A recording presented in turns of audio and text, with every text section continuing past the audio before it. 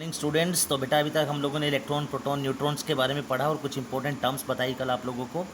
अब साइंटिस्ट के मन में, जो साइंटिस्ट थे हमारे, उनके मन में ये क्वेश्चन अराइज हुए कि भाई ये जो इलेक्ट्रॉन, प्रोटॉन्स हैं, न्यूट्रॉन्स हैं, ये अरेंज कैसे हैं किसी एटम के अंदर, ठीक है ना।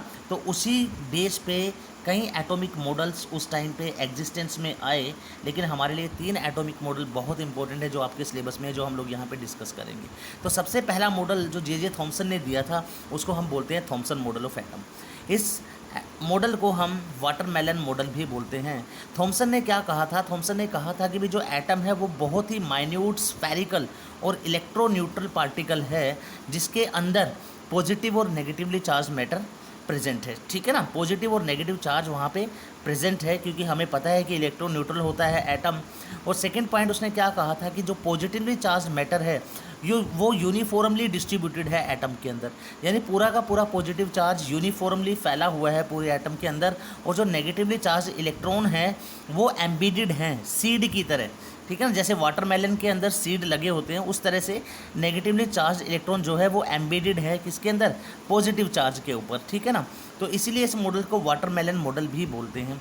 तो यही आप सामने देख रहे हो यहाँ पे मॉडल की खास बात क्या थी इसमें, कि भाई पूरा का पूरा जो एटम है वो पॉजिटिव चार्ज स्फीयर है और इलेक्ट्रॉन जो हैं वो क्या है? एम्बेडेड है पॉजिटिव चार्ज के ऊपर, ठीक है ना। लेकिन ये मॉडल फेल हो गया था। इसके फेल होने के कारण क्या थे कि इस मॉडल से हमें स्पेक्ट्रा के बारे में कोई आइडिया नहीं मिलता। आगे पढ़ेंगे हम स्पेक्ट्रा क्या होता है, अभी आपको बस इतना ही पता होना चाहिए, स्पेक्ट्रा के बारे में यहाँ से कोई आइडिया नहीं मिला। एंड द सेकेंड इज़, जब रदरफोर्ड अल्फा स्कैटरिंग एक्सपेरिमेंट हुआ और हमारे पास दूसरा मॉडल आया एटम का, तो वहाँ पर भी ये मॉडल जो है वो फेल हो जाता है।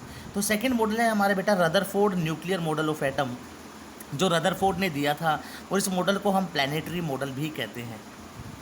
तो मॉडल को डिस्कस करने से पहले सबसे पहले मुझे पता होना चाहिए कि अल्फा स्कैटरिंग एक्सपेरिमेंट क्या था।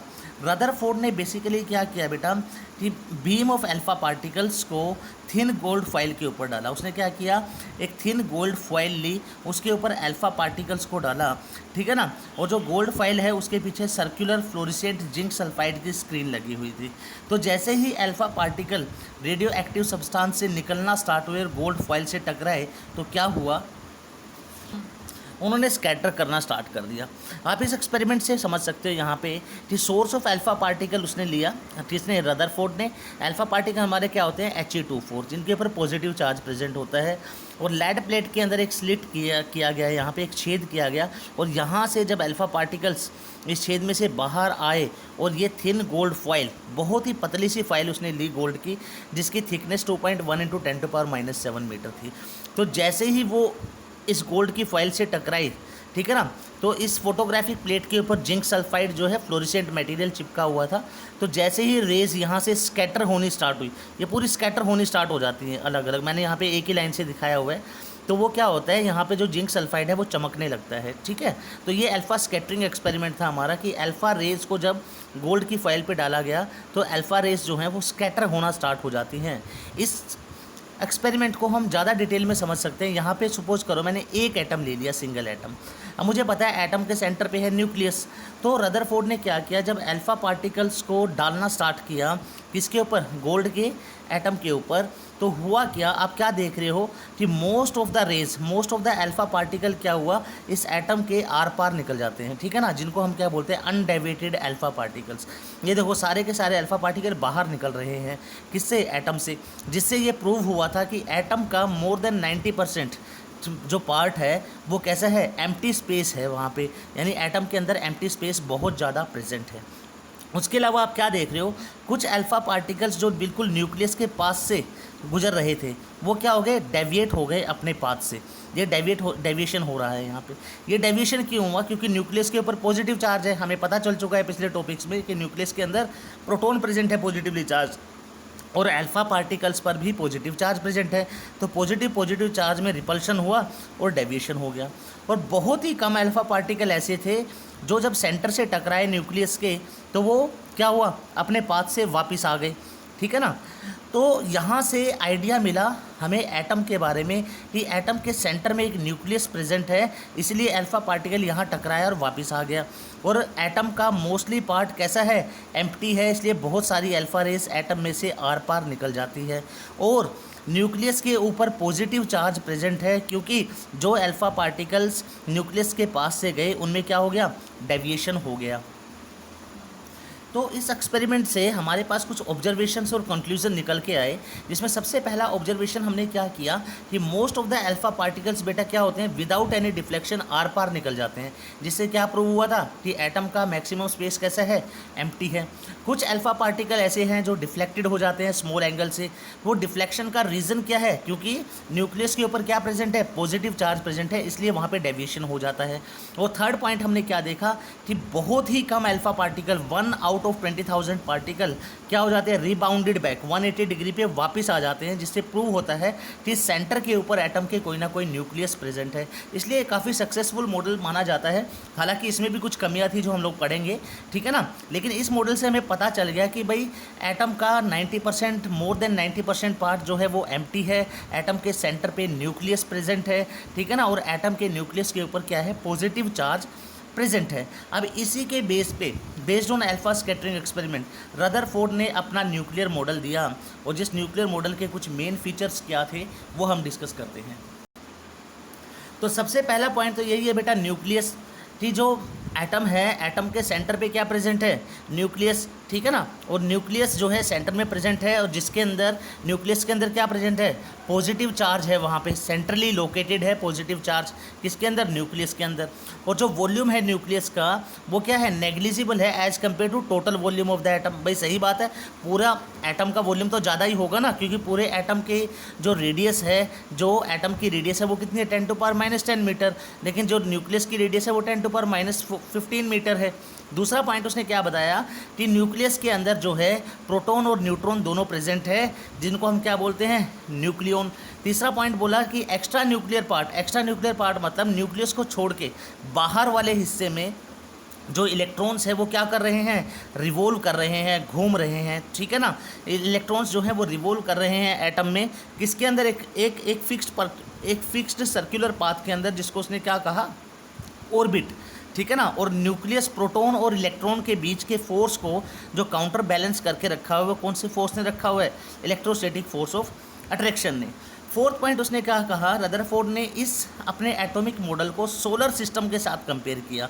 जैसे सन के चारों तरफ प्लैनेट्स घूमते हैं, सेम उसी तरह से एटॉमिक मॉडल के अंदर इलेक्ट्रॉन्स न्यूक्लियस के चारों तरफ घूमते हैं, इसलिए रदरफोर्ड मॉडल को प्लैनेटरी मॉडल भी कहा जाता है, ठीक है ना। अब फिफ्थ पॉइंट क्या कहा उसने कि भाई ये जो इलेक्ट्रॉन पे नेगेटिव चार्ज है और हमारे न्यूक्लियस के ऊपर पॉजिटिव चार्ज है, तो पॉजिटिव चार्ज तो इलेक्ट्रॉन को अपने पास खींच लेगा, इलेक्ट्रॉन यहाँ गिर जाएगा, ठीक है ना। तो स्टैटिक कंडीशन में उसने क्या बताया कि ये जो इलेक्ट्रॉन है वो बाहर की तरफ सेंट्रीफ्यूगल फोर्स लगा रहा है, और पॉजिटिव और नेगेटिव चार्ज के बीच में इलेक्ट्रोस्टैटिक फोर्स ऑफ अट्रैक्शन है, ये दोनों इक्वल हैं आपस में, इसलिए इलेक्ट्रॉन क्या रहता है, यहाँ पे स्टैटिक रहता है। और नेक्स्ट इंपॉर्टेंट पॉइंट क्या था कि नंबर ऑफ अल्फा पार्टिकल्स जो डिफ्लेक्टेड थे उसको काउंट करने का तरीका उसने बताया कि ये डायरेक्टली प्रोपोर्शनल होता है 1/sin4 into θ/2। Theta is the angle here, and the last point is number of alpha particle deflected directly proportional होगा किसके, Z² के एट थीटा। Z² क्या है यहाँ पे, एटॉमिक नंबर, ठीक है ना। तो बेसिकली ये मॉडल बहुत सक्सेस रहा, जिसने हमें बताया कि मोर देन 90% पार्ट जो है एटम का वो कैसा है, एम्प्टी स्पेस वहाँ पे प्रेजेंट है, सेंटर में न्यूक्लियस प्रेजेंट है जिसके अंदर प्रोटॉन और न्यूट्रॉन प्रेजेंट है जिनको न्यूक्लियन कहा, और बाहर जो हैं वो इलेक्ट्रॉन्स रिवॉल्व कर रहे हैं एटम के अंदर। ये सारे पॉइंट्स इसने बताए, लेकिन ये सब बताने के बाद भी कुछ कमियाँ थी रदरफोर्ड मॉडल की। वो कमियाँ क्या थी, सबसे पहली कमी तो ये थी बेटे कि इसके अंदर according to Clerk Maxwell theory, Clerk Maxwell ने इलेक्ट्रोडायनेमिक थ्योरी दी थी, और उसने क्या बताया था कि जब भी कोई चार्ज पार्टिकल घूमेगा, मोशन करेगा, ठीक है ना, जब भी क्लार्क मैक्सवेल ने क्या कहा था कि ध्यान से सुनना कि जब भी कोई चार्ज पार्टिकल मोशन करेगा, मूव करेगा, तो वो कंटिन्यूसली क्या करेगा, एनर्जी एमिट करेगा, यानी एनर्जी का लॉस होगा वहाँ पे। तो यहाँ पे जो इलेक्ट्रॉन है, इलेक्ट्रॉन भी तो चार्ज पार्टिकल है, यानी इलेक्ट्रॉन जब न्यूक्लियस के चारों तरफ घूमेगा तो वो भी एनर्जी क्या करेगा, लॉस करेगा। और जैसे जैसे इलेक्ट्रॉन घूमता रहेगा चारों तरफ न्यूक्लियस के, तो जैसे जैसे वो एनर्जी लॉस करेगा, ठीक है ना। ये इलेक्ट्रॉन सपोज करो घूम रहा था न्यूक्लियस के चारों तरफ, तो ये क्या करेगा, घूमते हुए एनर्जी लॉस करता जाएगा, और लॉस करते करते करते करते इसकी रेडियस बिल्कुल कम होती जाएगी, और अल्टीमेटली लास्ट में ये इलेक्ट्रॉन कहाँ होना चाहिए, ये न्यूक्लियस पे गिर जाएगा, ठीक है ना। तो इस पॉइंट का रदरफोर्ड के पास कोई जवाब नहीं था। जब क्लार्क मैक्सवेल ने पूछा कि जब इलेक्ट्रॉन घूमेगा चारों तरफ वो तो एनर्जी लॉस करेगा, और लॉस करेगा तो एक टाइम ऐसा आएगा जब इलेक्ट्रॉन एटम पे गिर जाएगा, तो इसका मतलब एटम तो स्टेबल नहीं रहा, ठीक है ना। तो सेकेंड पॉइंट यहीं से ही निकल के हमारे पास आया, जिसमें कहा गया कि प्लंजिंग ऑफ इलेक्ट्रॉन, ठीक है ना। कि जब जैसे ही प्लंजिंग होगी इलेक्ट्रॉन की तो एटम क्या हो जाएगा, डिस्ट्रक्ट हो जाएगा। प्लंजिंग मतलब जब इलेक्ट्रॉन एटम के न्यूक्लियस पे गिरेगा तो जो एटम है वो क्या हो जाएगा, डिस्ट्रक्ट हो जाएगा, और एटम तो स्टेबल नहीं रहेगा, जबकि एटम क्या है, स्टेबल पार्टिकल है। जबकि एटम हमारा स्टेबल पार्टिकल है, तो इसीलिए रदरफोर्ड जो है स्टेबिलिटी के बारे में, एटम के बारे में नहीं बता पाया कि भाई एटम जो है वो स्टेबल क्यों है, ठीक है ना। एक तो वो नहीं, पहला पॉइंट तो वो यही नहीं बता पाया कि इलेक्ट्रॉन जो है जब मूव करेगा, मूव करते हुए वो एनर्जी एमिट करेगा, तो वो क्लार्क मैक्सवेल के फर्स्ट पॉइंट को डिफेंड नहीं कर पाया, ठीक है ना, उसको सेटिस्फाई नहीं कर पाया कि भाई ऐसा क्यों हो रहा है कि इलेक्ट्रॉन कंटिन्यूसली घूम रहे हैं लेकिन इलेक्ट्रॉन तो गिर जाना चाहिए। अब उसके पास इन बातों का जवाब नहीं था। सेकंड पॉइंट उसने क्या बताया कि स्टेबिलिटी के बारे में वो एटम की नहीं बता पाया। और थर्ड पॉइंट क्या था कि भाई जब इलेक्ट्रॉन कॉन्टीन्यूसली घूम रहे होंगे एटम में न्यूक्लियस के चारों तरफ, तो वो कॉन्टीन्यूसली एमिट करेंगे एनर्जी।